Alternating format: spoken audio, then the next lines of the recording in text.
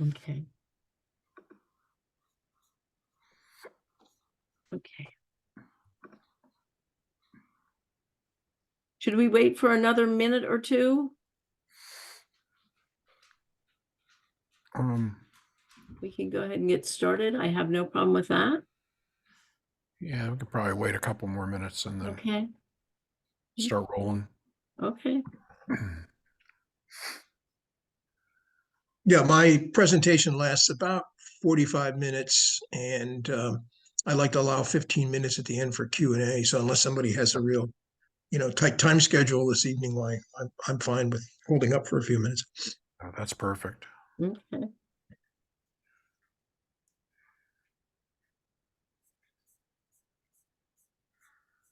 You're right, Bill. There is an AI companion here.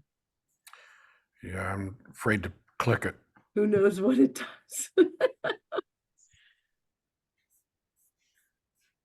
I would have to ask you to enable it, so I'm not going to do that. Nope. You can't do it. We'll have our own Zoom meeting, and then we'll be free to click on that thing and see what it does. We'll see what it does. There we go. Oh, there's Julie. Oh, good. Okay. Oh, there. Okay. See, this is what I'm used to, is being able to see the waiting room. Okay. This is good. I like this. Okay. This is what I've been looking for, is to be able to view the waiting room. Okay. Okay. There we go. Hello, everyone. Good evening. Good evening.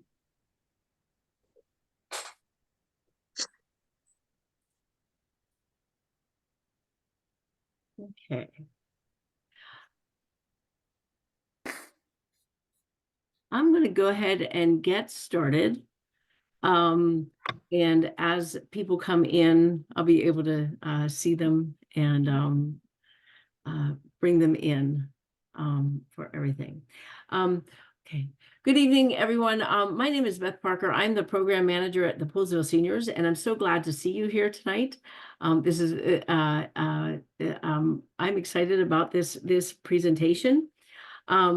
I would like to introduce to you Robert Plum, who comes to us from the Montgomery History Speakers Bureau, and he is a resident of Montgomery County. He is a longtime member of the Historical Society. He is the author of Your Brother in Arms, A Union Soldier's Odyssey. This was published in 2011. His current work is The Better Angels, and it was published by Potomac Books on March of 2020. Bob's writing has appeared in the Montgomery County Story, Hallowed Ground, the magazine of the American Battlefield Trust, and the Washington Post and the Washington Post magazine. He holds a BA in the history from the State of University in New York at Buffalo, and an MA from the Newhouse School at Syracuse University. In 2014, 2017, 2019, and 2022, he attended the Yale University Summer Writers Workshop in residence. Tonight, he's going to share with us the life of General Richard Montgomery, the man whose name identifies our county, and the man who around the nation has many counties named after him. And with this, I give you Robert Plum. Thank you very much, Beth. It's a pleasure to be here this evening and talking to your group about somebody whose name we hear a lot, but with maybe a few exceptions, people who went to Montgomery High School don't know too much about him. The man I'm going to talk about tonight was who our county was named after in 1776, it was quite a while ago, was neither an American native son, surprisingly, nor was he a resident ever of Maryland. He was, in fact, born in Great Britain, Ireland to be exact, and came to America as an immigrant in the early 1770s to settle in New York State, or the colony as it was then. He arrived in the colonies after 15 years of service in the British Army, resigning from his position as captain with the 17th Infantry Regiment to start a new life in the New World. As Montgomery himself said, quote, "I have cast my eye on America where my pride and poverty will be much more at ease," end of quote. He bought a small parcel of land and a modified dwelling in what is now the Bronx. Then it was called King's Bridge, and we'll refer to that a couple of times in this presentation. There he prepared to begin his life as an American colonist. Soon after he arrived, he met a woman from the nearby area of the Hudson Valley area in New York. We'll see a map of that a little bit later, who immediately intrigued him and soon brought his life as a bachelor to an end. Next slide, please.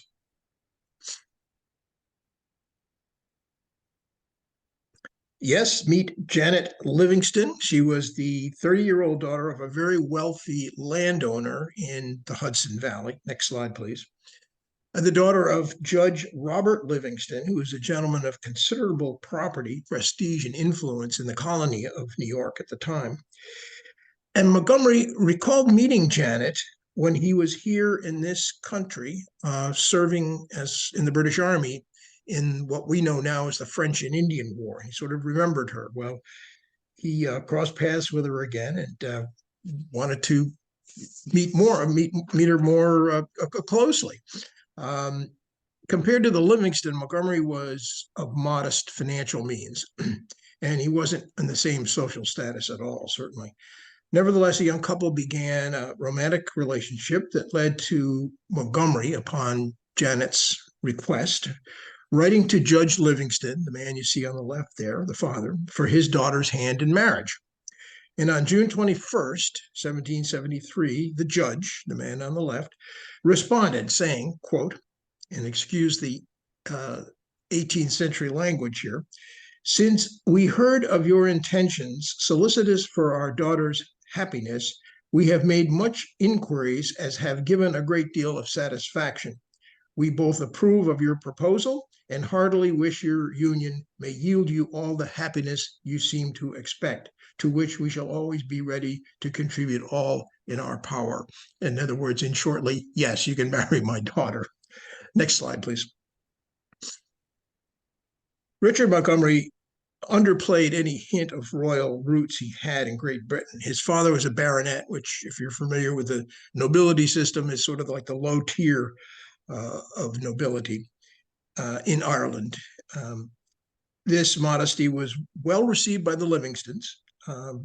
They were careful not to portray themselves as aristocrats, even though they were what we would consider in America as high-end people or noblemen. They, despite their privileged social position in the colonies, at this time in the colonies, there was an evolving culture that said the concept of the self-made person was important and not bloodlines. So even though they sort of appreciated the fact that Richard Montgomery came from some nobility in Ireland, they certainly didn't make a big deal out of it.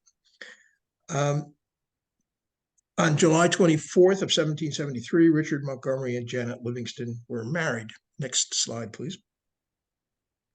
And they established their home in Rhinebeck, New York, where Janet owned a small piece of property. Next slide, please. And this is it. They found their home very comfortable on a small parcel of land, and they settled into the lifestyle of an industrious American landed gentry. And for Richard Montgomery, this was a dream come true and a fulfillment of a desire he had since leaving the British Army. Yet despite this achievement and achieving these things that he dreamed about, the prospect of a blissful life ahead, Montgomery suffered bouts of melancholy brought on by fears that his contentment was too good to last. He's quoted as saying, "I never was so happy in all my life. Everything conspires to make it so." And then he would add, "This cannot last. It cannot last."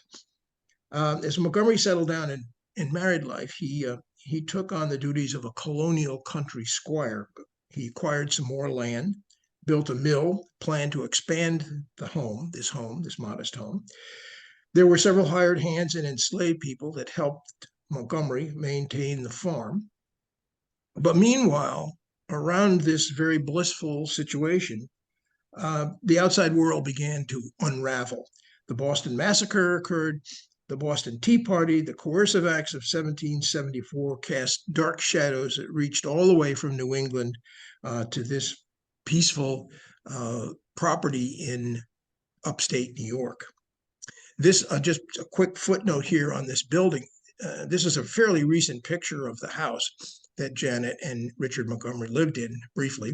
It is now owned and run by the Daughters of the American Revolution, and it's been kept in magnificent condition. So it is what we would call sort of an early colonial version of some houses that if you go in the Hudson Valley today, you'll see this kind of house very prevalent.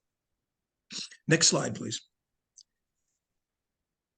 As the First Continental Congress convened in September of 1774, and fighting broke out at Lexington, which this is an early drawing of the Battle of Lexington, and Concord between the British troops and colonial militiamen in April of 1775. While they were slower than their New England neighbors, New Yorkers began to ease closer to outright rebellion. The Livingstons became ardent patriots, associated with a revolutionary element in New York, arguing for American independence. Montgomery began to see his destiny with the rebellion. The influence of the Livingston family ties and his own intellectual convictions combined to draw Montgomery into the patriot cause. Richard Montgomery served as a delegate from Dutchess County in the New York Provincial Congress, and several colonial bodies that were created to address some of these problems that were beginning to boil up with the crown.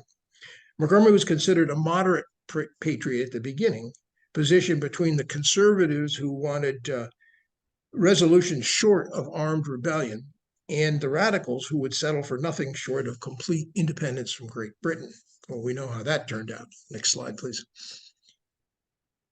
As the situation rapidly deteriorated between the colonies and the mother country, the Continental Congress recommended to the New York Congress that the two locations be fortified.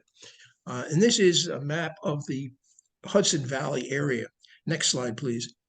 They suggested it was important to, in that circled area, King's Bridge, and that's where Montgomery lived when he first came to this country, now the Bronx. It was a pathway to upstate New York, and certainly coming down from the south, a path to New York City. So it was seen as a very important area to defend.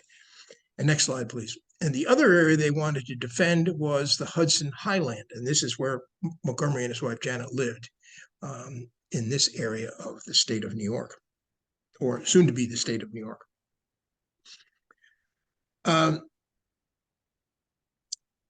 One of the things that the Continental Congress that had recently been formed was looking for, obviously, was to build a military. And they were considering potential leaders for the Continental Army. Former British Army officers, of course, were high on that list as long as they were considered patriots. For example, Charles Lee is one name, and Horatio Gates were selected as generals for the new developing Continental Army. Next slide, please.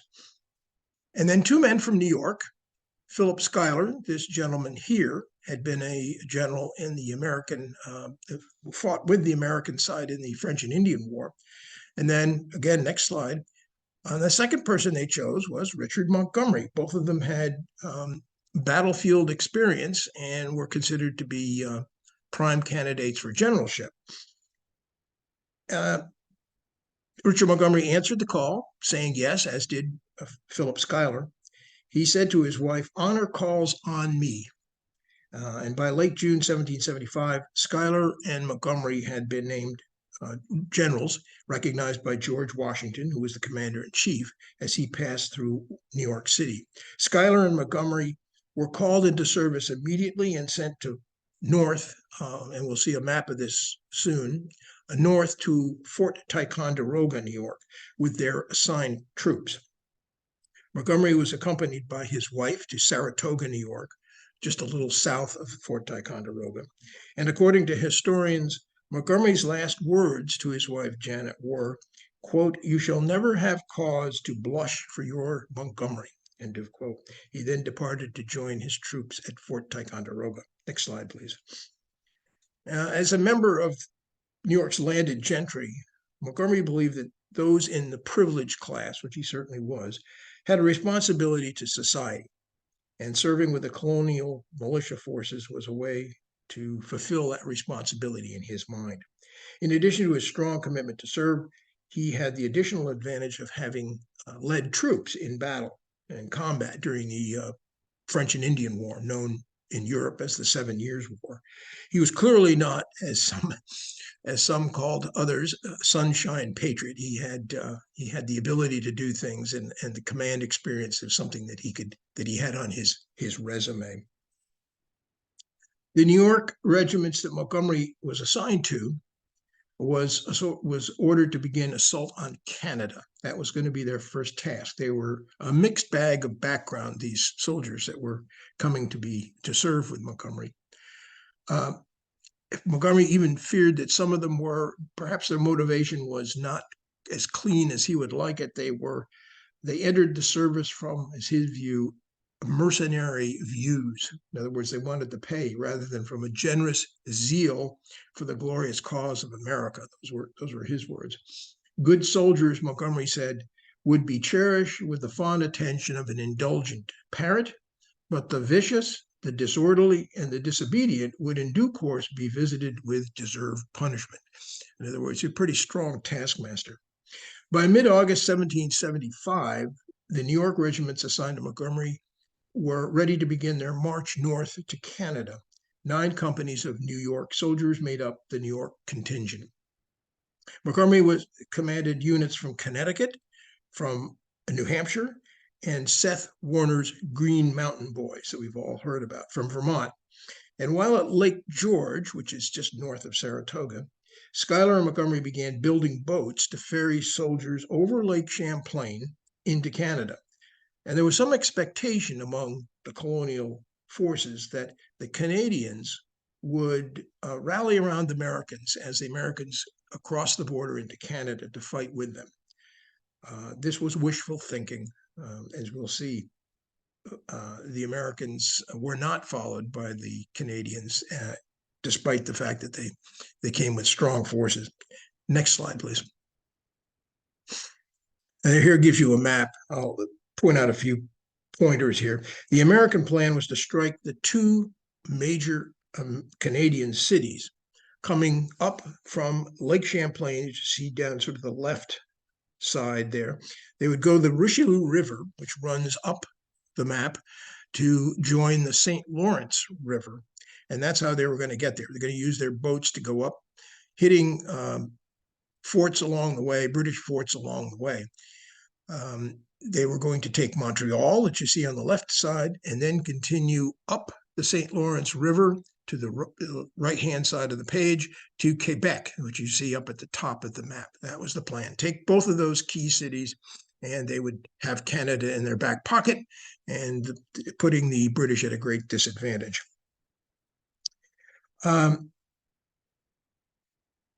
The royal governor of Quebec, whose name was Guy Carleton, was anticipating the arrival of the Americans. And so he assembled what British regulars he had under his command and some Canadian volunteers. And meanwhile, Washington could see that trying to do both cities at the same time was not going to work, simply because of the number of soldiers that were available for the American cause, and just the entrenchment of the British in Montreal and then in Quebec. But Washington had another idea, that he would supplement this invasion by our friend Montgomery and Schuyler. Next slide, please. And he would have, there's Schuyler. And the next slide, please. He would join those 2 forces, Schuyler and Montgomery, going up the St. Lawrence River by adding Benedict Arnold to the mix. This was obviously before Benedict Arnold decided his side, his esteem was lay with the British, not with the Americans. And what Washington wanted to do, on the right-hand side of the screen, you see a river coming up to join Quebec. Benedict Arnold was going to come up through the Maine wilderness. It wasn't a state at that point. A Maine wilderness was a treacherous, terrifically arduous trip to march through the Maine wilderness. But he would arrive in Quebec and join Montgomery and Schuyler, and they would take the city of Quebec. Next slide, please. Well, we had Schuyler just disappeared because by mid-August, General Schuyler was called back to Albany, New York, to convene a group of Iroquois Indians and colonials.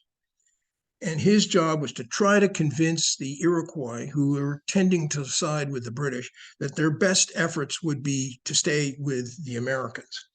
And he had done the same thing during the French and Indian War. So they were relying on Schuyler to be able to hold the Iroquois away from the British, if not joining the British, at least being a neutral if that was possible. Next slide, please. Well, once that job was done, Schuyler, you see back here, he had come back to join Montgomery, and they continued their way north from the Lake Champlain that you see at the bottom there, up the Richelieu River. And the attempt was to take St. John's, which you see on the map there. This small American scouting party was ambushed in that vicinity by Native Americans and a British force. 8 Americans were killed or fatally wounded, and a similar number of British and Native Americans were lost. Several assaults by Montgomery were attempted following the ambush, but the colonial soldiers were quite frankly scared to death of the Native Americans. Both their war cries and their aggressiveness just terrified the Americans. So a number of them just took off, just left, Americans, that is. And Montgomery was furious. He wrote to his wife that such a set of pusillanimous wretches never were collected. He didn't have much good to say about these people who abandoned him at his time of need. And Schuyler, meanwhile, wasn't much help. His health condition was sort of chronic, and on September 16th, he left Isle-aux-Noix, which you see just a little bit north of Lake Champlain, to head back down into New York State and sort of take care of his illness that he had, leaving General Montgomery in charge of the Canadian forces and the Canadian invasion. Yes, Montgomery had experience leading troops before, but he was used to the British regulars. The British regulars were a very hard, disciplined group. He had a group of Americans now under him who were anything but disciplined. This was not the crack cadre of professional British soldiers that Montgomery was used to having served with in the 1750s and 1760s. Next slide, please. So with a supplement of newly arrived troops, Montgomery began a siege of Fort St. John's in September of 1775. 7 days into the siege, Montgomery dodged death during a British bombardment of the American lines. According to historical documents, the energetic general, this is a quote now, sprung upon the top of the breastwork to see if it was as it should be, and the instant he stuck his feet on top, a cannon shot passed by him and cut off the skirt of his coat and turned him round and pitched him into the breastwork, but he remained on his feet. The experience served to enhance Montgomery's battlefield leadership image with the troops, and they observed this did not seem to hurt or frighten him. So a bit of stalwartness there gave him good favor among the troops that were left, the ones who hadn't taken off because of their fear of the Native Americans. Next slide, please. And while Montgomery's forces were focused on improving the work at their attempt to attack Fort St. John's, which you see at the bottom, in illustration at the bottom of the slide, Ethan Allen arrived on the scene. Next slide, please. And here is Ethan Allen. Well, he was sort of freelancing. He arrived to take Montreal. He brought some of his Vermont men along, also had managed to involve some Canadians, but they were beaten, and they were beaten badly. And Allen himself was captured and put on a British prison ship and was on the prison ship for a couple of years. This defeat of Allen in Montreal absolutely outraged Montgomery. The failed effort, but also he thought if they had any attempt of attracting the Canadians to the American cause, this certainly sunk that possibility. Not only was Montgomery concerned about this and expressed his anger to his General Schuyler, and to General Washington. But the New England Chronicle summed up this whole effort of Allen's, saying the following: the expedition, that is Allen's expedition, was a thing of Colonel Allen's own hand, without orders from General Montgomery, and from whom, as well as others, he receives much censure.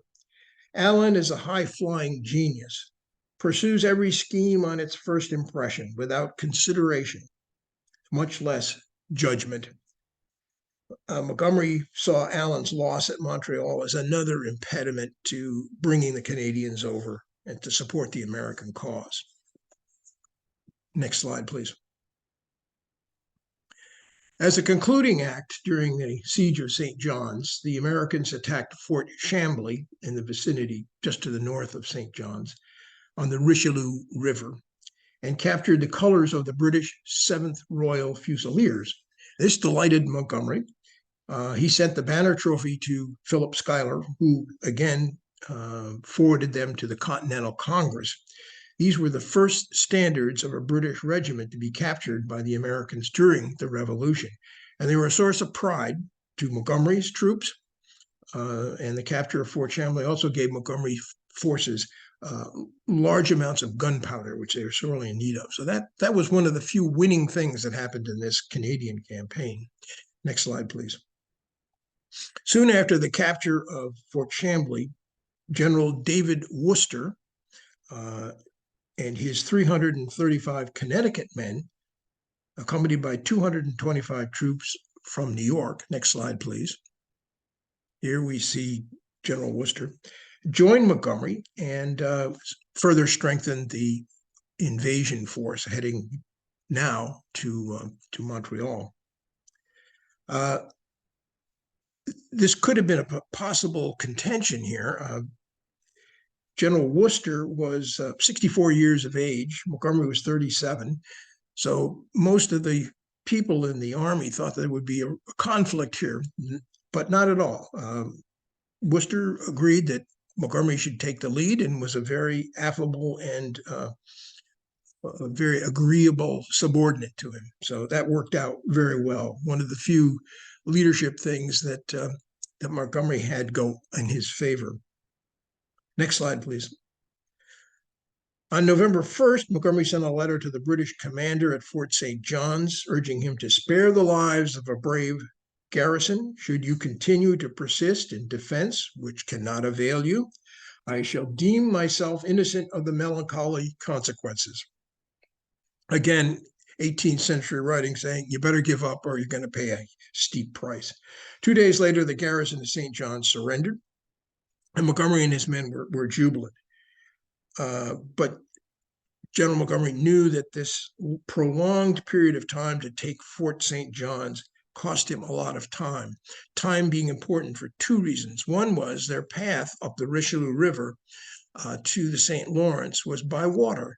And as the months went on and it got colder, the St. Lawrence River freezes. So that would end one of his transportation ways of getting up there. The other thing that Montgomery was very aware of was that his many, if not most of his men's enlistments expired at the end of the year, the end of 1775. So he was hurrying not just for the sake of hurrying, but because he knew there were two things that were critical that he overcome in order to take Quebec.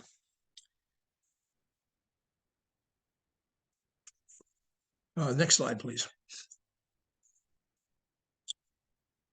And this is, again, is our Governor Carleton, the British general.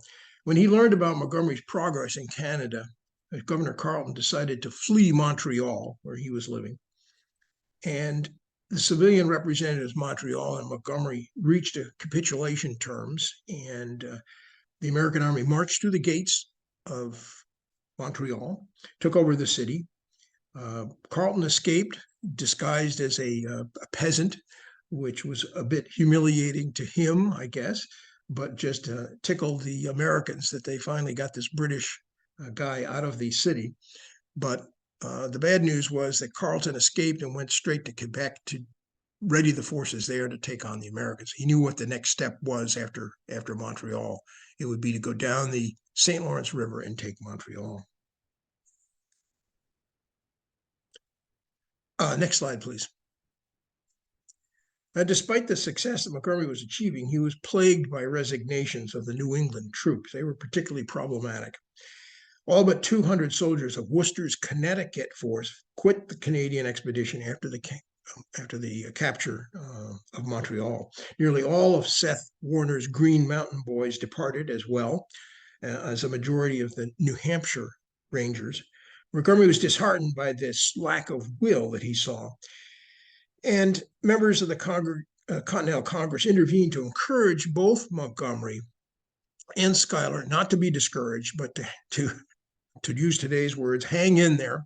Next slide, please. And to sort of seal it, General Washington wrote the two generals asking them to remain in their posts. He said, "When is the time for brave men to exert themselves in the cause of liberty in their country, if this is not? Your country calls aloud for gentlemen of your abilities." Well, very compelling words from Washington, and both men, both Schuyler and Montgomery, decided they would stay on. They would remain in their posts. Because of his continuing illness, Schuyler left Fort Ticonderoga, where he'd been spending part of his time, for his home in Albany, New York, where he made his headquarters. So Montgomery put General Worcester in charge of the American occupation troops in Montreal, and then began to lead his troops toward Quebec. And there, on the evening of December 2nd, next slide, please, Montgomery and his men joined with Benedict Arnold. Next slide, please. And there's our friend Benedict Arnold.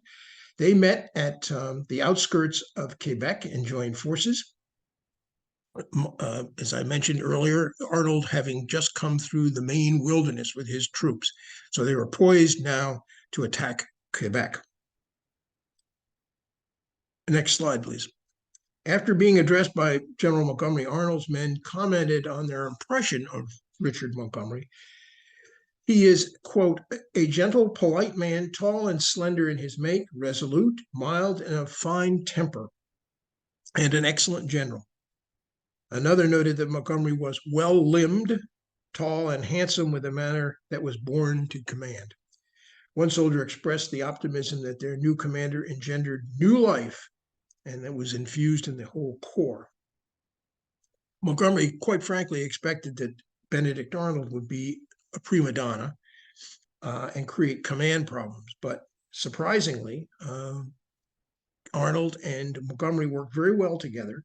And Arnold acknowledged that Montgomery was the senior officer. And the two men developed an amiable working relationship on both a professional and a personal level. Next slide, please. By December 3rd, Montgomery was ready to deploy his forces, time growing increasingly short. The following day, he sent some of his troops to form a line west of Quebec's wall. This is an early drawing of Quebec seen from the St. Lawrence. You can see that it's a very steep, prominent city with a very high wall that surrounded it. Quebec is located in a promontory all along the St. Lawrence River, which you see in front there. The eastern part of the city that bordered the river rose more than 300 feet above the shoreline. Further adding to the invulnerable position that was Quebec, it was surrounded by a 30-foot high wall. 4 heavily guarded gates provided access to Quebec. A formidable defensive force protected the city. An 1,800-man force of British and Canadian militia, along with a small number of British regular soldiers, was at the ready. The British were confident in their defensive position and were willing to wait out the American invaders. Next slide, please. Once his forces were in place, Montgomery sent an ultimatum to General Carleton, shown again here, the British commanding general. Montgomery wrote, again in his inimitable 18th century style, "The feelings of humanity induce me to save you from the destruction which hangs over you. I am at the head of troops accustomed to success, confident of the righteousness of the cause that they are engaged in. Should you persist in an unwarranted defense, the consequences be on your head." End of quotation. Well, this had absolutely no effect on Carleton. He ignored this a plea for stepping down from and giving up the fort, and several others that came followed on his heels. Then Montgomery decided to bombard the walls. The American light artillery that they had, all they had little impact on the British defenses. I think it's best summed up by one British defender who reported later, quote, "Their shot had no more effect upon our walls than peas would have against a plank," end of quote. So not much was frightening Carleton to surrender. Next slide, please. As these attempts to encourage surrender faded, Montgomery's men were becoming increasingly restless as it came to be close to the end of the year. Arnold's New England troops knew their enlistments were ending at the close of 1775, and by the new year, Montgomery feared about losing 2/3 of his troops. Further complicating matters, resentment grew among some of Benedict Arnold's officers who wanted to set up a separate command that would not report to Arnold. Montgomery met with these dissatisfied officers and was, as his skill, persuaded them to set aside their differences, forego their unreasonable demands, and support the operation against Quebec. They did. Next slide, please. So on December 27th, going very close to the end of the year, a heavy snow began falling on the city. You see Quebec here in the center of the slide. This snow absolutely delighted Montgomery because he thought it would help conceal him from the British. His plan of attack was to go after the Diamond Bastion that you see in the lower left-hand side there, and at the southwest of the city with his New Yorkers, and then Arnold would come in from the north, the upper town, and up in the area called La Roche, you see at the top of the screen, a little bit on the left. Unfortunately, the snow stopped, and this caused Montgomery to call off his attack. The delay resulted in rethinking the approach. He decided to focus his main thrust on the lower town, which you see indicated there, about the middle of the map slide, where he thought British defenses appeared more vulnerable. In addition, Montgomery decided to personally lead the New York troops down the St. Lawrence, you see where it is Wolf's Cove there at the bottom, along the edge of the water, and then take their way up into the center of the town. This was made much more difficult because there was snow piled up against the barricades here, and ice had come up from the St. Lawrence River and made passage extremely difficult. The Montgomery and Arnold force was outnumbered by more than 2-to-1 by British defenders. And the British also had larger and more numerous artillery pieces, which they used. Despite these disadvantages of the American forces, Montgomery had written to his brother-in-law, Robert Livingston, a few weeks prior, saying, "Fortune favors the bold." Nice words. The next slide, please. On December 31st at 2 a.m. in the morning, Montgomery ordered an attack during a blinding snowstorm. Again, the snow came, that engulfed Quebec. The general led a column of troops to Wolfe's Cove on the St. Lawrence River. Their path along the river, as I said, was obstructed by drifting snow and huge piles of ice that had been pushed up by the river, the frozen St. Lawrence River. Montgomery and his men encountered timber palisades that blocked the entrance into the lower town, which was their object. Using saws and axes, the troops cut their way through the obstructions on the morning at about 6 a.m. Drawing his sword, Montgomery turned to his men and shouted above the storm, "Come on, my good soldiers, your general calls upon you to come on." End of quote. British artillerymen responded by firing cannons loaded with grape shot, and infantrymen on the British lines sent out a withering fusillade of musket fire. The advancing American line was cut down by this barrage. Next slide, please. Montgomery was hit in the head and both legs by grape shot coming from the artillery. He died instantly and lay on the battlefield littered with bodies from the American advance party. This is a very romantic painting by John Trumbull. It hangs in the Yale University Art Gallery. I think it romanticizes the death here. I think it was probably a pretty ugly scene when they were cut down. But, this is 18th century, so death is glorious in some respects, I guess. As he and his troops assaulted the entrance to the lower town, Benedict Arnold, on the opposite side, which was supposed to be a pincer's movement going here, was struck by a ricocheting bullet that hit him in the left knee. Both American generals had now fallen. Montgomery died from artillery fire, and Arnold was incapacitated by a musket ball. Other actions were taken by the Americans, but the British, for the most part, had shut down the Battle of Quebec, and the Americans retreated.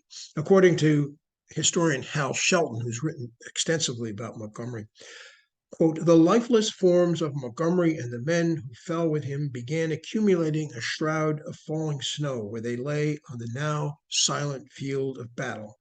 Montgomery never learned of his advancement to Major General that the Congress had conferred on December 9th in recognition of his victorious leadership of the Northern Army," end of quote. On the morning of January 1st, 1776, members of the British garrison at Quebec went outside the walls and found the corpses of dead Americans. Among them was one who, judging from his officer's uniform, his ornate sword, and a fur cap with the initials R.M. on it, was General Richard Montgomery.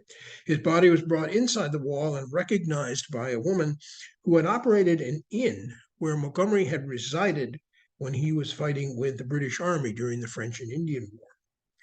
American prisoners corroborated her identification of the general. Guy Carleton, the general who's responsible for the Quebec defense, ordered Montgomery buried with dignity, but without elaborate ceremony near the St. Louis Gate in Quebec. Montgomery was one of 48 Americans killed in the assault. 34 were wounded and about 400 were captured. Philip Schuyler took Montgomery's death very, very hard. He wrote to Congress and General Washington reporting, quote, "My amiable friend, the gallant Montgomery, is no more. The brave Arnold is wounded, and we have met with a severe check in an unsuccessful attempt on Quebec," end of quote. The Canadian campaign was over. The Americans would have to turn to other fronts, which they did. Next slide, please. Even as the military loss in Canada was resented by many Americans, Montgomery's reputation grew through newspaper accounts, popular ballads, poems, and public speeches. Congress began extolling Montgomery as a martyr to the patriot cause. Thomas Paine wrote, next slide, please, "The patriotic discourse, dialogue between the ghost of General Montgomery, just arrived from the Elysian fields, and an American delegate." The following year, Hugh Henry Breckinridge published a play called The Death of General Montgomery that memorialized the general as the epitome of an American patriot who fell victim to English villains. Montgomery was further honored by names, forts on the Hudson River, a warship, and several colonies registering privateers under Montgomery's name. Next slide, please. And remarkably, Whig leaders Edmund Burke and Charles James Fox eulogized Montgomery in the British House of Commons. Next slide, please. Benjamin Franklin was given the responsibility to create an appropriate memorial for General Montgomery. The result was a monument carved from Pyrenees marble, the engraved words written by Franklin himself. Next slide. This monument, next, one more slide ahead. And one more. This monument is erected by the order of Congress, 25th of January, 1776, to transmit to posterity a grateful remembrance of the patriotism, conduct, enterprise, and perseverance of Major General Richard Montgomery, who, after a series of successes amidst the most discouraging difficulties, fell in the attack on Quebec 31 December 1775, aged 37 years. The monument was completed in 1777 and sat on a dock in Le Havre, France, for 2 years. It was then transported to North Carolina, where it sat for several more years. And the monument was the first one authorized and paid for by the American Congress. Next slide, please. Yeah, there we go. In 1787, the Congress had the monument installed in St. Paul's Chapel in Lower Manhattan, New York, where it was placed in the front facade of the church. Richard Montgomery's remains were removed from Quebec in June of 1818, transported down the St. Lawrence River to St. John's at the northern end of Lake Champlain. From there, they were carried aboard a steamship, the Phoenix, down Lake Champlain and taken to Albany. There, Montgomery's body lay in state for 2 days. On July 6, Montgomery's casket was put aboard the steamboat Richmond for his final leg of the trip down the Hudson to St. Paul's Chapel. At the church, nearly 5,000 people gathered to mourn and honor the general. Next slide, please. Montgomery's wife, Janet, age 75, and this is a drawing done at that period, was reported to have watched the steamboat Richmond as it passed by her home, Montgomery Place, on the Hudson River. Next slide, please. Following the reinterment in St. Paul's Chapel, there was national acknowledgement of Montgomery's important Revolutionary War service. Next slide, please. 16 counties in the United States were named after the general. Most of these were named in the early to mid-19th century. Since then, Montgomery's visibility has plummeted. Few today in our own county, Montgomery County, know that the county's namesake fought and died in the American Revolution. Next slide, please. Recent interest in Richard Montgomery has focused on his role as an owner of enslaved people. Precise information on the number of enslaved persons is not known. Next slide, please. What is known is that most, if not all, of the enslaved came to Montgomery as a result of his marriage to Janet Livingston. And I'm showing you the Hudson River Valley here for a reason. The Hudson River Valley was originally settled by the Dutch. It was huge landowners, so large that it discouraged immigration to what was then known as the New Netherlands by the Dutch. And so the West India Company turned to chattel slavery as a source of labor. When the Dutch gave these lands up to the English, that role was unchanged. Large landowners such as the Livingstons increasingly relied on enslaved people as farmhands, domestic servants, and skilled workers. Free tenant farmers worked alongside the enslaved in the Hudson Valley. In 1720, New York ranked 4th among the 13 colonies behind South Carolina, Virginia, and Maryland in Black population. And the overwhelming majority of those Black population was enslaved. By 1790, New York was the largest slaveholding state north of the Chesapeake Bay. Next slide, please. In Richard Montgomery's last will and testament, which you see here, a segment of it, written at Crown Point, New York on August 30th, 1775, before the start of the Canadian campaign, he acknowledges the ownership of enslaved people. Next slide, please. He writes, "To my dear wife, Janet Montgomery, I give my furniture, farm utensils, carriages of all sorts, horses, cattle, slaves, books, clothes, watches, mathematical and philosophical instruments, and apparatus." This letter, or this will, is it resides in the Princeton University Library. Next slide, please. In 1820, the U.S. Census, shown here, shows Janet Livingston Montgomery owned 12 enslaved people who worked her 200 acres of land on the east bank of the Hudson River. Next slide, please. This home that she lived in, quite a magnificent home compared to the one I showed you in the Hudson Valley,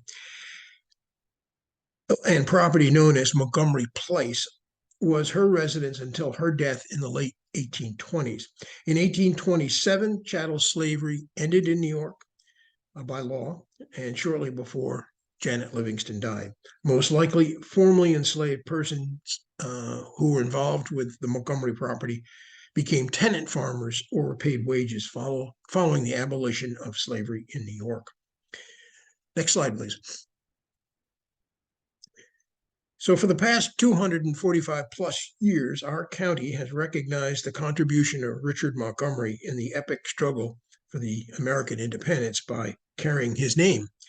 2 years after arriving in America, Montgomery had taken on the responsibilities as a general in the newly formed Continental Army, organized and led a force of about 600 colonial soldiers in an attempt to take control of Canada, and died in the forefront of his troops at age 37. In his brief time as an American, he had proved himself to be courageous, dedicated, and perhaps George Washington said it best. He said, quote, "In the death of this gentleman, America has sustained a heavy loss, as he has proved himself a steady friend to her rights and of ability to render her the most essential service." End of Washington's quote and end of my presentation. Glad to answer any questions you might have.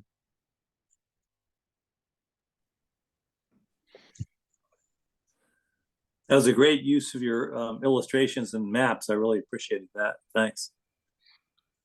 Thanks. You're welcome. Bob, one of the questions I had was that Frederick, at one point in time, Montgomery County was just part of Frederick County. And so when they formed Montgomery County, it's interesting to me that almost all the other counties in the state are named after British royalty, royal families. Yes, And that's this, right. to me, this was sort of a thumbing their nose at the British. Yeah. They'd name the new county after their general. Yeah. Yeah, and our county here is one of, and I believe it is the first, if I have my dates right, 1776. It was the first county named in his honor, but he never set foot in it. Oh, too He was far south. he was a New Yorker. Yeah. People have asked me about his ownership of slaves, and it's really, other than the census data, which is very accurate, very difficult to go back through the files in the Hudson Valley before the census and come up with numbers. They were relatively, when compared to the South, relatively small numbers. And people will say, well, how could he, this man that came to the country for freedom and so forth, how could he withstand and agree to slavery? Well, the fact is, he spent so little time here. He arrived here, and within 2 years, he was fighting outside the walls of Quebec. So that's not necessarily an excuse of why you enslave people, but I think his mind was somewhere else. Now, we can all speculate. Had he come out of Quebec a hero and come back, what would have happened then? I suspect he would have done something different with those people who were enslaved. It seemed interesting to me that in the order that he bequeathed his property, he bequeathed horses, cattle, and Yes. then slaves. Yes. Oh, someone, a number of years ago, there was a big controversy locally. Somebody said, well, that will of his refers to shares, shares. So I got uh, the Princeton University folks to send me a copy, not the obviously not the original will, but to send me a copy of the will, and I went through it. It is there's no disguising it. It's not shares. It's slaves. Mm-hmm. Yeah. Really? Bob, Yes, you named a number of times that the Richelieu River. What did you? the Richelieu River runs between Lake Champlain and the St. Lawrence River. Okay, so okay, I couldn't find the name of it on the maps. So I was trying to figure out what was it's not the St. Lawrence. That's not another name for the St. Lawrence. It is not. It Okay. is, roughly speaking, the St. Lawrence goes east and west. That's a great generalization. The Richelieu runs north and south. Okay. Okay.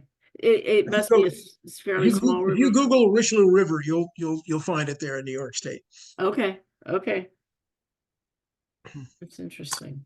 I have to admit, when I was looking for illustrations for this, that I used a couple of prominent books on the American Civil War, and unfortunately, you're right, that does not name the Richelieu River, Hmm. which is sort of key to my presentation. But that's what you saw in the center of the map, running north and south.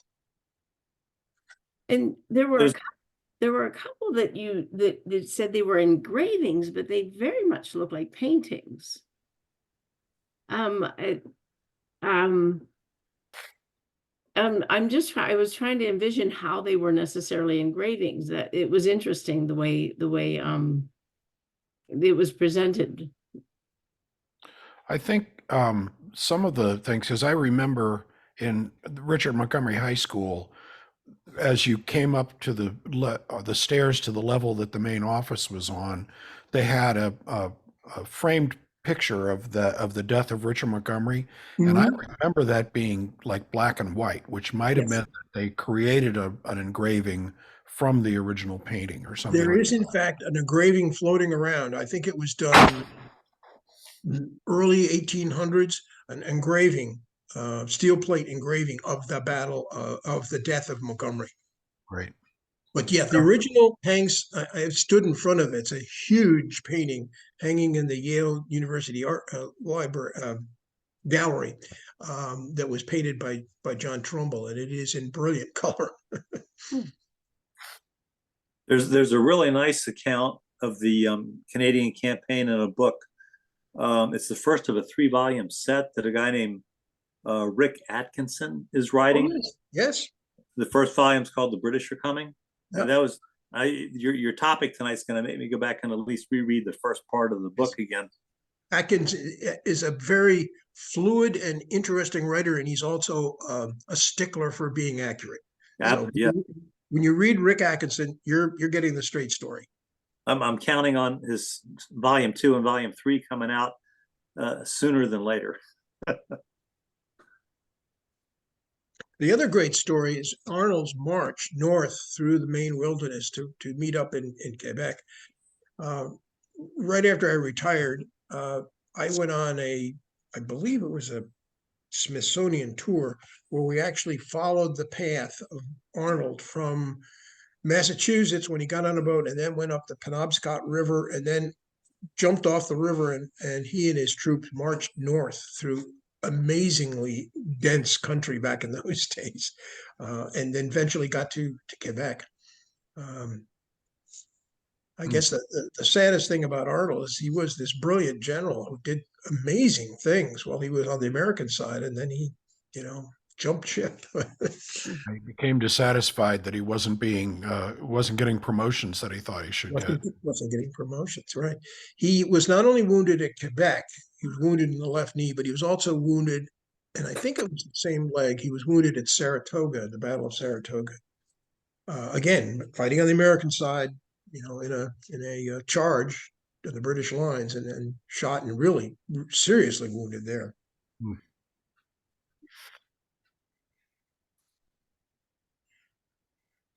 And Philip Schuyler, that's the famous Schuyler family. Famous Schuyler family of Yeah. Albany, New York. Yeah. Yeah, okay.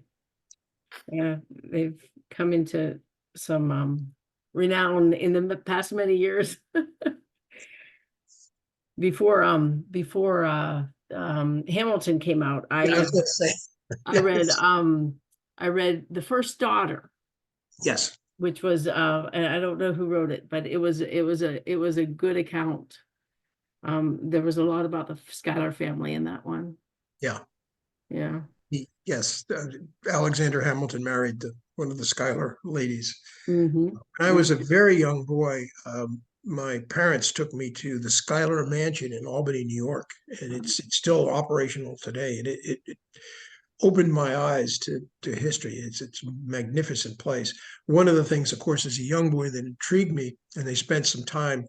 There's a banister going up the stairs, and there's a big slice. Apparently, the Native Americans came in and somebody took a sword or something and slashed the banister. And there's it's about 4 inches wide and about an inch deep in the wood. It's still there. Of course, as a kid, whoa, wow. Amazing. Is that Montgomery place, is it open to tourists to go through, or is it a private residence? No, it is owned by Bard College, and whether or not they open it for tours on a regular basis, I'm not sure, but I'm sure anybody who was particularly interested, if they contacted Bard and said we're interested in touring this, they would be able to get into it because it is preserved as a historic site. I'm just not sure it's a daily thing. Okay, interesting. Yes, all the information that I got about Janet Livingston came from Bard and their documents, and they have files on her. Okay. Okay, well, Robert, thank you so much for this great presentation. Yeah, Very well. Excellent. Filled in knowledge that I didn't have. yeah, me too. Well, now you can test people that if they really know who Richard Montgomery really was. It's true. This is true. My true and false, as I said at the beginning, and I won't go through all of them, but one of them was true or false. Richard Montgomery died of old age in what is now Silver Spring, Maryland. Oh, yeah, that's He was a young man. yes, 37 years old. Yeah. Yeah. Yeah. Yeah. So thank you so much. Thank you for the invitation. I enjoyed doing this. And what I will do, if you're interested, I wrote a piece for the Montgomery County Story, which is the journal of the Historical Society, or the history group, they now call themselves. And you can access it. And I'll give you the link. I'll send it to Beth, give you the link of how to find it. And if you want to read, the story of Richard Montgomery, there's a little bit more than I've done here, but basically it formed the basis of this presentation. Okay, we'll look forward to that. Definitely. Yeah. Okay. You can put this out to our participants. Yes, most definitely. Yeah. Okay. Thank you so much. Thank you. Thank you very much. You're very Everyone welcome. has a My great pleasure. night. Yep. Good job. Thank you. Good night. Good night. Good night.